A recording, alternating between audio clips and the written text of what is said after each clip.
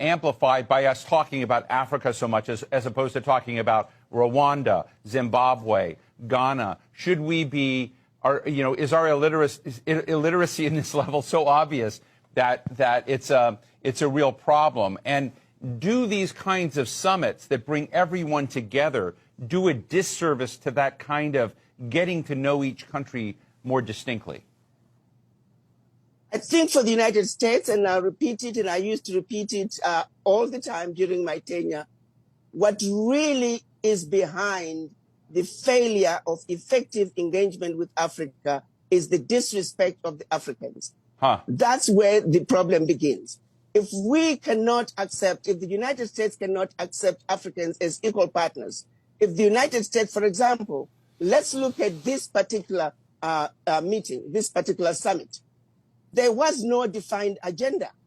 There has never been defined agendas whenever they meet with African countries as individual countries. It's always the United States setting the agenda, the United States setting the policies, and the United States telling the Africans about the policies. That is no way to have any meaningful engagement. If you take, for example, the FOCAC meeting that was held between China and the African heads of state, way in advance, the issues were clearly defined. The agenda was going to focus on trade. It was going to focus on aid. It was going to focus on investments. The African heads of states were engaged in the discussion, in the planning. The outcomes were clearly defined with a way forward in terms of follow-up. It was a fruitful meeting that addressed the issues that needed to be addressed between not only African countries individually with China, but also Africans collectively with China. There is no published agenda. There are no issues that have been presented to the African heads of states. Africans have not been asked to engage in terms of creating the agenda and making sure that when the African heads of states come to Washington, the outcomes, the issues to be discussed are going to be meaningful outcomes with follow-up and deliverables that are going to be beneficial to both.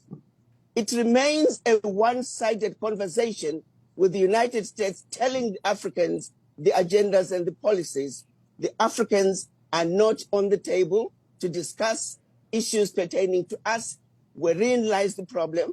And the reason that continues to be the case, what underscores that is the disrespect for Africans. I repeated it. I complained about it repeatedly.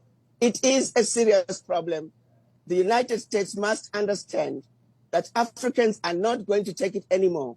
If you don't treat the Africans fairly, the United States is going to see itself slowly losing ground to China, to Russia, to all other nations, because without respecting the Africans, without treating the Africans as equal, without understanding that exploitation and abuse of Africa simply cannot continue, this meeting, this summit, is going to be yet another gathering with no outcomes, no deliverables until the next summit. I'm sorry, but the disrespect of the Africans is at the bottom of it all. Agenda for this meeting should have been set out in advance. Africans should have been involved. Without the involvement of the Africans in these discussions, this is a useless meeting. I'm sorry, but that is a fact. No, I am very grateful for your candor. And it sounds to me, I think there was a lot of criticism of the last summit like this under President Obama, that there was like no follow through. And, it's one of the big questions I'm asking is, how do you make a big bang summit where everyone comes over? It's like checking off the box and say, okay, we've done Africa. Now we can move on to other things. How do you make that something that's a more sustainable and a more continuous engagement of the United States with Africa? And what I'm hearing from you is, frankly, a lot of disappointment and, a lot of pessimism about what may come out of this summit. Well, the point of the matter is already, nothing is going to come out of it because it is a one-sided conversation. Right. Where is the agenda? The agenda should have been published way in advance.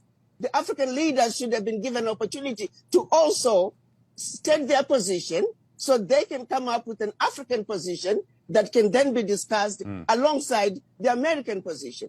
So the fact that it is a one-sided conversation, that is yet going to be another useless meeting with no outcomes. But again, I'm going to keep emphasizing the reason this is happening is because there is a disrespect for the Africans. There is a general feeling that we don't need to hear from the Africans. Their opinions do not matter. That wherein lies the problem. Why were the Africans not consulted? Why were the Africans not part of an agenda? Why was there not even an agenda like what happened during the FOCAC meeting with China? Those are some basic issues. No head of state. President Biden would not pick up and go to meet with any other leader in the world without an agenda. That simply doesn't happen. Right. So what makes the U.S. think that they can engage African leaders without an agenda? Come to Washington, let me tell you what I want to do for you. Come to Washington, let me tell you what you need to do in your country. That game is an old game. Right. It's not going to work anymore. To be honest with you, if I'm to speak the truth, I hope a lot of heads of states don't come, because it is an insult. It is an abuse of the African leaders. It's a disrespect of the African leaders. Where is the agenda? Please respect the African leaders. Do unto them what you would want done unto you. So it's really a simple ask. Let me ask you a question. You mentioned China and how China approaches this. I'm interested in what China gets so right. But is there a blind spot there? Are there problems in the China-Africa relationship from your perspective? Let me just hit the nail in the head and deal with the 10,000-pound gorilla in the room. Yeah. Racism as well plays a very important part.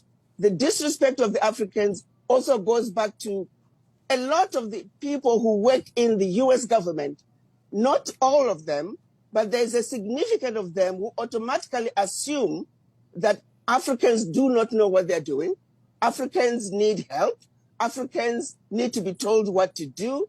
And racism is also at the bottom of it all. We need to address the individuals who are going to be visiting Africa, engaging Africa. They must understand that Africans are equal to them. But when one goes to Africa with a sense of superiority, wherein lies the problem, because you are not going to engage those leaders who are going to come to the table as equals. You go in feeling superior, you come back feeling superior. That is not an issue with the Chinese. The Chinese are coming in. The Chinese, yes, if you don't negotiate with them and they win the game, then that's your fault. But they don't come in feeling superior. They understand that Africa has something they need. So they will come to the Africans. They will come and make sure that they let the Africans know that you matter to us, that our relationship with you does matter. That you don't get that feeling with the United States.